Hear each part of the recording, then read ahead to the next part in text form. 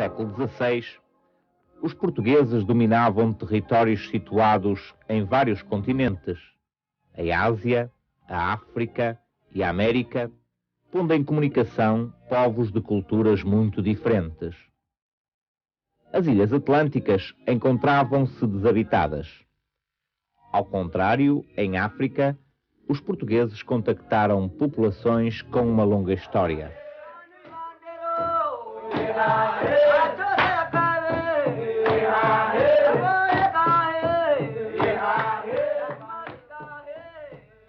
Do continente africano conheceram a costa seca e árida que constituía a orla do Saara.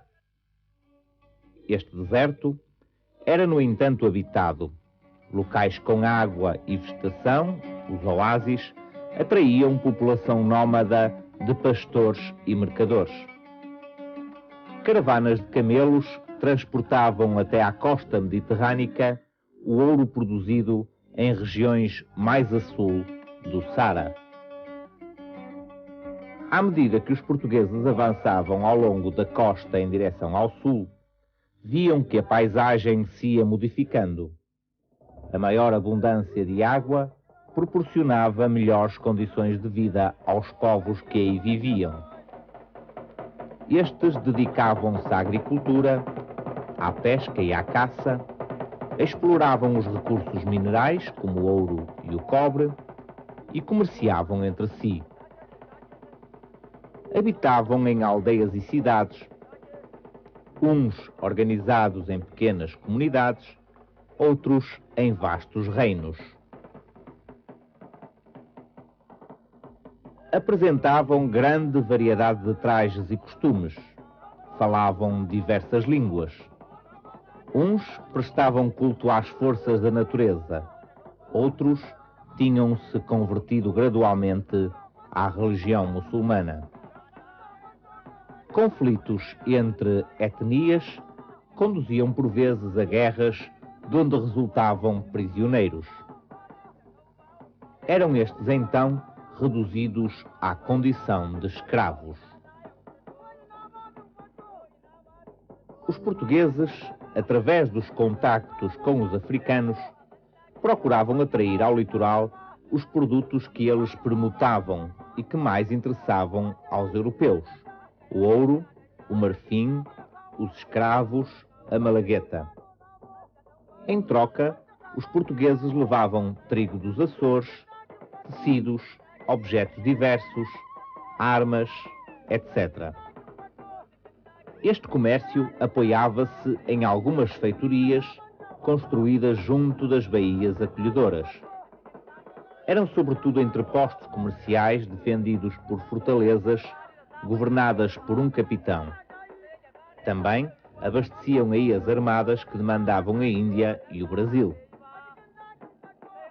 Na costa ocidental africana, as principais feitorias foram as de Arguim e da Mina. Na costa oriental, ergueram-se as feitorias de Sofala e de Moçambique.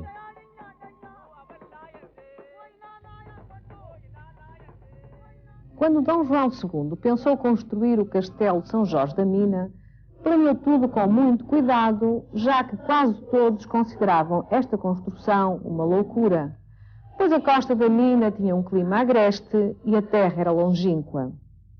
Vamos ver de que forma Luís de Albuquerque, Ana Magalhães e Isabel Alçada nos contam este episódio da história. Dom João II não era homem que alterasse os seus planos para ir ao encontro das ideias dos outros. As dificuldades também não o faziam recuar. Assim, decidiu levar a sua avante. Era necessário executar a obra com rapidez. Para evitar demoras, teve uma ideia realmente moderna: enviar portas, janelas, cunhais de pedra e torres já talhados e prontos. Quando chegassem ao local, era só assentar. Chamar-lhe-íamos hoje um castelo pré-fabricado.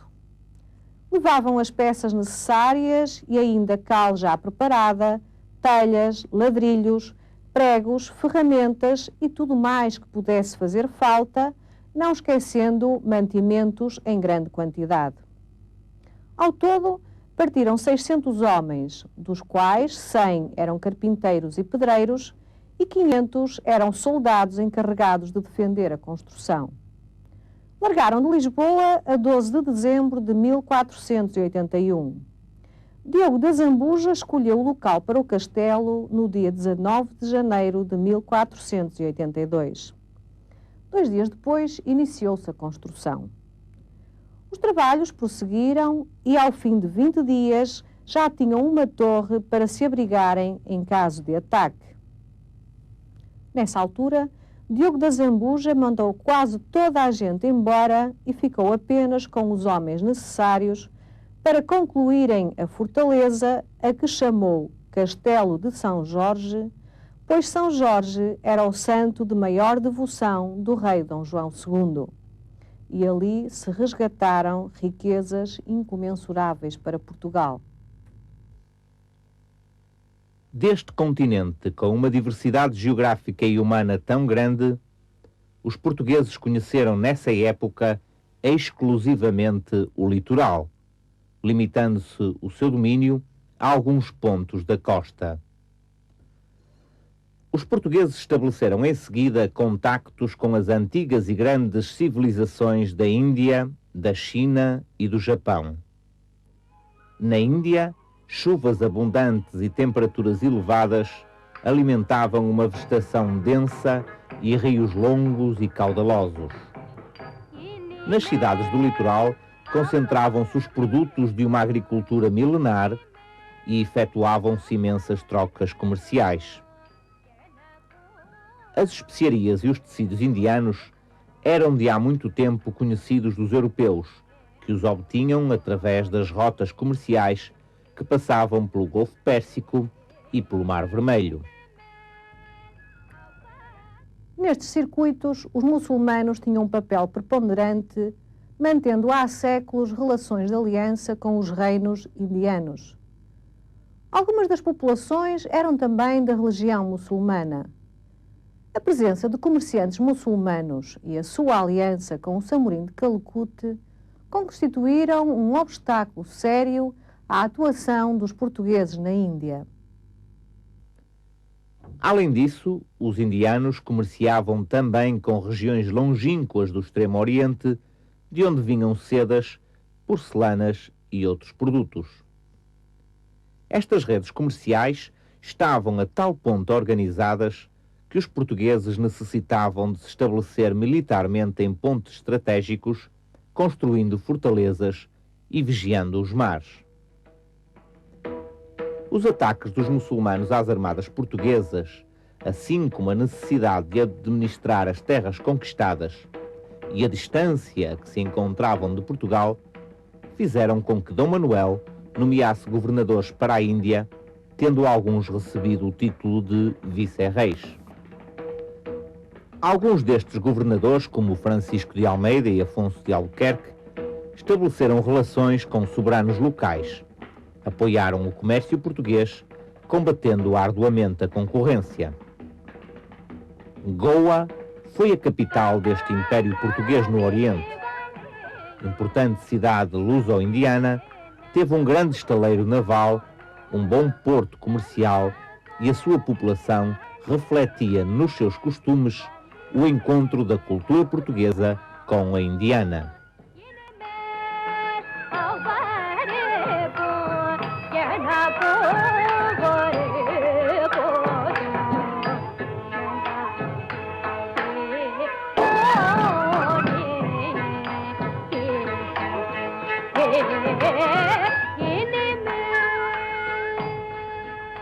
No Extremo Oriente, os portugueses foram os primeiros europeus a conseguir comerciar diretamente com a China e com o Japão. Mas o estabelecimento dessas relações não foi fácil. De tal forma, os chineses não gostavam de nós, que na porta da cidade de Cantão foi afixado um letreiro dizendo o seguinte: proibida a entrada a homens pálidos, de longas barbas e grandes olhos. Apesar destes problemas, portugueses e chineses estabeleceram relações comerciais duradouras através de feitorias.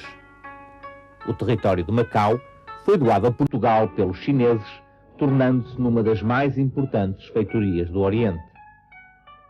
Quanto ao Japão, os portugueses introduziram nessa região produtos europeus e serviram de intermediários entre esta e outras regiões da Ásia. Porém, a partir da segunda metade do século XVII, o imperador japonês proibiu todos os contactos com os estrangeiros. No que se refere ao Brasil, o interesse que os portugueses tinham na sua exploração era de início diminuto. Contudo, o pau-brasil, cortado nas matas pelos índios, era transportado então para a Europa, onde era usado para tingir tecidos. Em 1530, o rei Dom João III tomou a iniciativa de colonizar o Brasil, dividindo-o em capitanias à semelhança das Ilhas Atlânticas. Mais tarde, nomeou um governador-geral para todo o Brasil.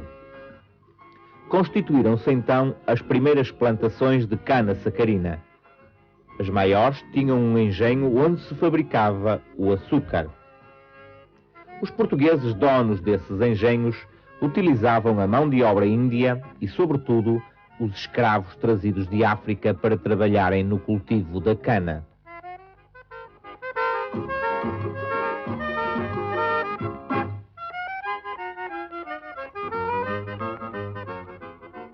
Como vimos, durante os séculos XV e XVI, marinheiros, comerciantes, militares e missionários percorreram terras e mares longínquos, pondo em contacto povos e culturas que até aí se ignoravam.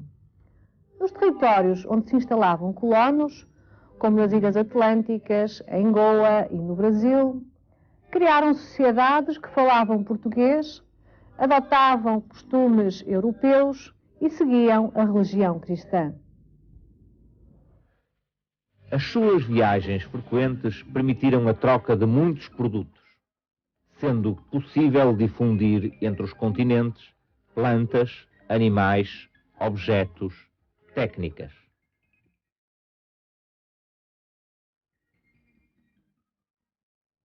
Através dos mares, afluíram à capital as novidades vindas de outras paragens, modificando a vida da população portuguesa. Do continente americano, chegaram produtos como a batata, o milho, o feijão, o cacau e o ananás. Da África, chegaram a banana, o café, a malagueta.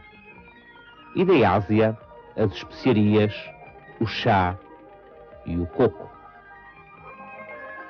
Lisboa, situada junto do estuário do Tejo, porta aberta para o Atlântico, via de transporte e comunicação essencial, foi no século XVI o porto de chegada e saída de navios que, cruzando os oceanos, traziam a Portugal sinais de todo o mundo.